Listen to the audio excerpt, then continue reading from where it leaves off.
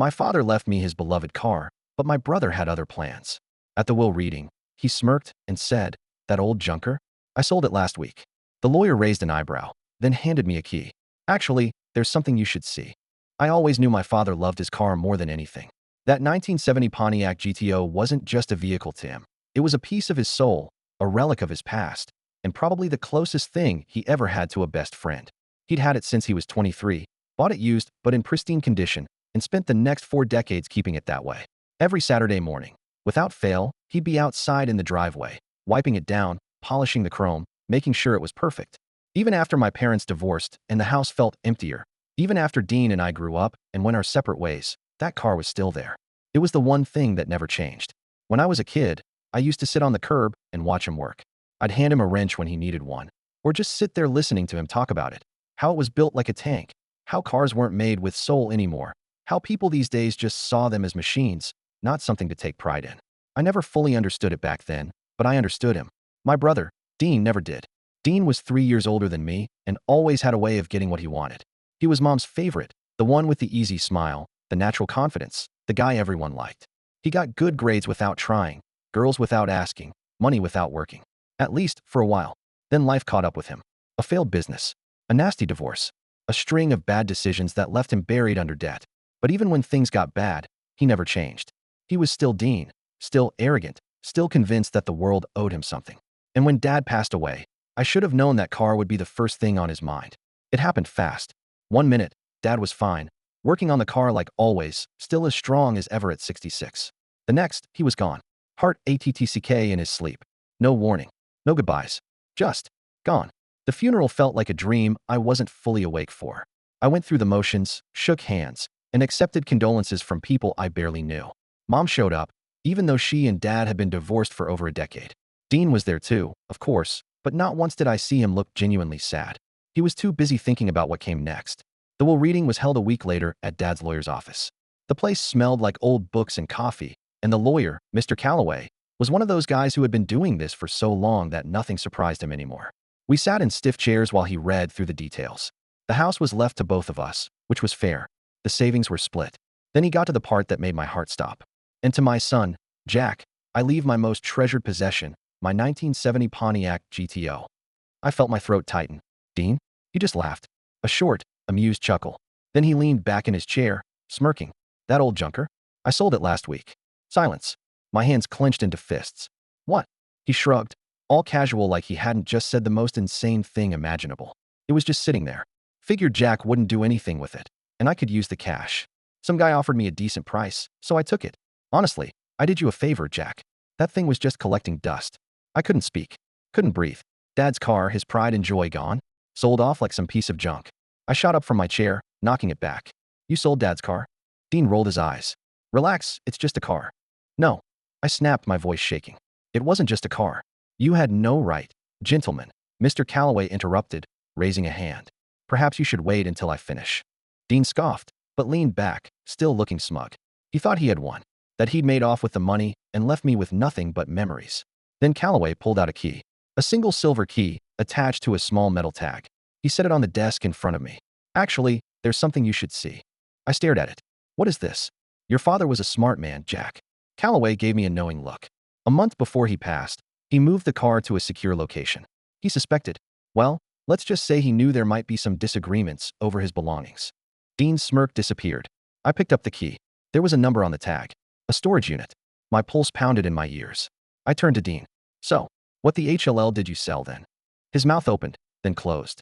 I don't know." I let out a hollow laugh. "You sold some random car and didn't even check if it was Dad's." Dean's face paled. "I thought it was. It was in his garage." "You absolute idiot." For the first time, Dean looked scared. I didn't waste another second. I grabbed the key, stormed out of the office, and headed straight for my car. Dean followed. "Jack, don't talk to me. Come on, man, let's just..." I whirled on him, anger burning through me like wildfire. "Shut up. You sold Dad's car. You don't get to talk to me right now." He shut his mouth. I got in my car and sped off, the storage unit address already pulled up on my phone. My hands were gripping the wheel so tight my knuckles turned white. Dean had really done it. He'd actually sold what he thought was Dad's car. Some poor bastard was out there right now, thinking they had just bought a classic GTO, only to realize they'd been scammed. But none of that mattered, Because if that key was in my pocket, it meant Dad's car was still out there. Still mine. And if Dad had gone through the trouble of moving it, it meant there was more to this story than I realized. The drive to the storage facility felt longer than it should have. My hands were tight on the wheel, my jaw clenched so hard it hurt. My thoughts raced between rage and disbelief. I still couldn't wrap my head around it. Dean had sold something, some random car, but he had done it with full confidence that it was Dad's. That alone was enough to make me want to put my fist through a wall. Dad must have known. He must have seen this coming, because that's just the kind of man he was. I pulled into the storage facility lot and cut the engine. The place was one of those secure, high-end spots with a tall fence, security cameras, and a passcode gate. Dad had chosen well. Dean pulled up right behind me. I wasn't in the mood for whatever excuse or half-assed apology he was about to throw my way, so I ignored him and got out. He caught up as I reached the keypad. "Jack, listen, don't." I punched in the code. The gate buzzed and slid open. "Just don't, Dean." He shut up. Probably for the best. We walked in silence down the rows of storage units, the sound of our footsteps echoing off the concrete. My heart was hammering in my chest. The key tag had Unit 236 written on it. I scanned the numbers as we passed. 230, 231, 232. Then there it was. I swallowed hard. My fingers trembled as I slid the key into the lock. The metal door groaned as I lifted it. And there she was. Dad's GTO. The deep blue paint gleamed under the dim overhead lights. The chrome sparkled. The car looked perfect, just as he had always kept it. A wave of emotion hit me so hard I had to take a step back. "Holy crap," Dean muttered behind me. He really hit it. I ignored him. I stepped forward, running a hand over the hood. "Hey, old girl," I whispered. Then I saw the envelope taped to the driver's seat. My name was written on the front in Dad's careful handwriting. I reached in, hands shaking, and pulled it out. Dean hovered over my shoulder. "What's that?" I didn't answer. I just opened the envelope and pulled out the letter inside. "If you're reading this, it means I'm gone." And if I had to guess, Dean did something stupid. Don't be too hard on him. I knew he'd try to get his hands on whatever he could. That's why I moved the car. But this isn't just about the car, son. There's something you need to know. I frowned. Something in the pit of my stomach twisted. I turned the page over, expecting more. But there was nothing. "That's it?" Dean asked, trying to peek over my shoulder. I shook my head. "No, there's something missing." Then I noticed the second envelope, tucked into the glove compartment. I yanked it open and pulled out a stack of papers. The first one stopped me cold. A deed. To the house. And my name was the only one on it.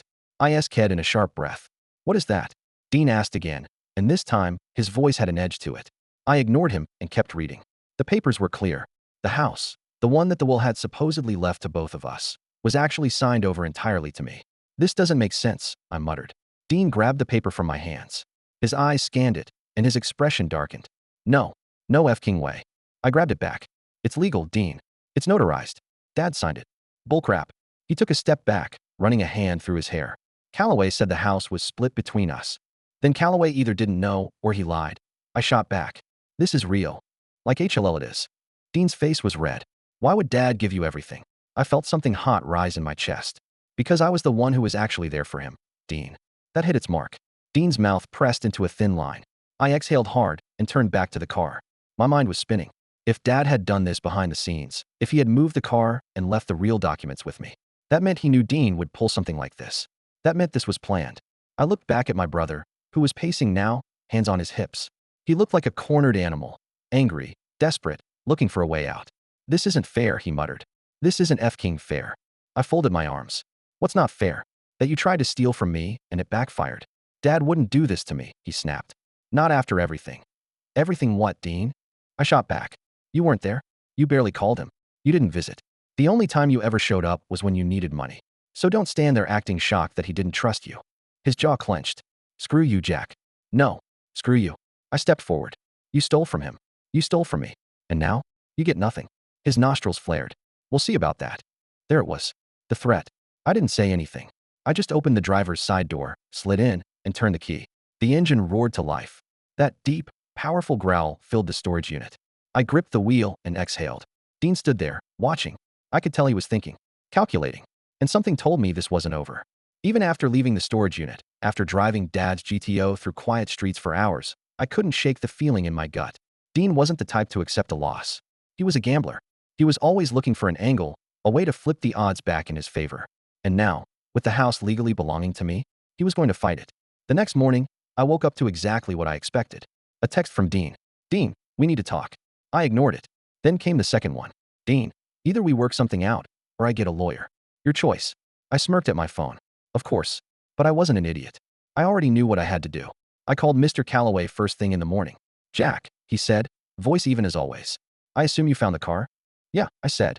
And I found something else, too. Dad left me at home. Fully. There was a slight pause. Did he? Don't play dumb, Calloway. I have the documents. Signed. Notarized. Another pause. Then a sigh. Jack, let me be clear. What was read at the will reading was the formal version of your father's will. However, he hesitated. Your father made a private amendment before his death. That document you found, it supersedes the original terms. I let that sink in. So you knew? I suspected, he admitted. But legal amendments like that only come into play if they're found. I didn't know where your father left it, and legally, I could only read what was officially filed. Well, I found it. Then the house is yours, Jack. No question. I exhaled. Dean is threatening to get a lawyer. He can, Calloway said, almost amused. But he won't win. I hung up and smiled to myself. Dean wanted to fight? He wasn't going to win this one. That afternoon, I finally answered Dean's texts. Meet me at the house. I got there first. The house I grew up in. The house Dad built his life in. The house that was now mine. When Dean pulled up, he was already pissed. He slammed his car door and marched up to me. So, you're just gonna steal everything, huh? I folded my arms. Steal? Funny word, considering you literally tried to sell Dad's car behind my back. I thought it was mine too. Then why'd you sell it before the will was even read? That shut him up for half a second. I didn't let him recover. You and I both know the truth, Dean. Dad didn't trust you. That's why he left me in the car. That's why he gave me the house. I took a step closer, my voice low and firm. He knew you'd screw him over the second you got the chance. And guess what? You did. Dean's jaw tightened. This isn't fair, Jack. Fair. I let out a bitter laugh. Dad was fair. He gave you chance after chance. He bailed you out of your gambling debts. He helped you after your divorce. He was always there for you, even when you weren't there for him. And you repaid him by selling his car the second his body was cold. Dean looked away. So don't talk to me about fair, I said. You did this to yourself. He let out a slow breath, then shook his head. All right, fine. But you know what, Jack? You're gonna screw this up, just like you screw everything up. I smiled. That's where you're wrong. I'm not you. His hands clenched at his sides, but he knew there was nothing he could do. Now get off my property, I said, and don't come back. He glared at me for a long moment. Then, finally, he turned and walked back to his car. He paused at the door. I hope you rot in that house alone, Jack. I didn't even flinch. At least I didn't have to lie, steal, and gamble my way into nothing. He got in his car, revved the engine, and peeled out of the driveway. And just like that, he was gone. That night, I sat on the porch with a beer in hand, looking out at the street I had grown up on. The street Dad had lived on until his last breath. The house was quiet. Too quiet. I should have felt triumphant. I had won. I had Dad's car, his house, his final wishes intact. Dean was out of my life. But all I felt was hollow. Because at the end of the day, none of this would bring Dad back. I sighed, finished my beer, and grabbed the keys to the GTO. I took it out onto the open road. The engine rumbled beneath me, strong and steady. The night air was cool against my skin as I rolled the windows down. I didn't know where I was going. Didn't matter. All I knew was that, at that moment, I wasn't alone. Dad was there. Not in some spiritual way. Not in a ghostly presence.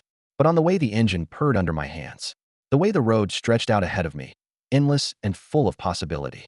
And for the first time in weeks, I felt peaceful. I gripped the wheel, took a deep breath, and smiled. This was the ride Dad had left me, and I wasn't going to waste it. A week after Dean stormed off, I made one last trip to Dad's lawyer.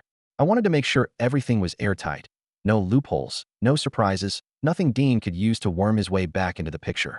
Calloway glanced over the documents one final time, then gave me a nod. It's official, Jack. The house, the car, all of it. It's yours, fully and legally. Dean has no claim to anything. I exhaled, the weight on my chest finally lifting. And if he tries? I asked. Calloway smirked. He won't win. But if you want to make sure he doesn't cause you any more trouble. He slid another document toward me. You can file a restraining order. Preemptively. I stared at the paper for a long moment. I thought about Dean. About the years of manipulation, the lies, the selfishness. About how, if the tables were turned, he wouldn't hesitate to screw me over again. I picked up the pen and signed. It was done. I didn't hear from Dean again until a few days later. I was in the garage, polishing up the GTO, Dad's ritual now becoming my own, when my phone buzzed. Unknown number. You're gonna regret this. I almost laughed. I knew it was Dean, and I knew he was bluffing. A few hours later, Calloway called me. Well, your brother just made a very bad move. I raised an eyebrow. What now? He tried to contest the will. Filed an official claim that the house should be split. But Jack, I could hear the amusement in his voice. He submitted the wrong paperwork. In doing so, he basically admitted to trying to sell the car before the will was executed. He just gave us written proof of fraud. I blinked. Are you serious? Dead serious. If you wanted, you could press charges for attempted theft and fraud. I leaned back in my chair, letting out a slow breath. Dean had finally played himself. I could have ruined him right then. I could have dragged him through court, made his life a legal nightmare. But instead, I said, drop it. You sure? Yeah. He's already lost. There's nothing left for him to take. Calloway chuckled. You're a bigger man than he deserves it, Jack. Maybe. Or maybe I just wanted this over. A month passed. I was sitting on the porch one evening, watching the sun dip below the horizon, when a car pulled up in front of the house. Dean. I sighed, taking a sip of my beer, and waited.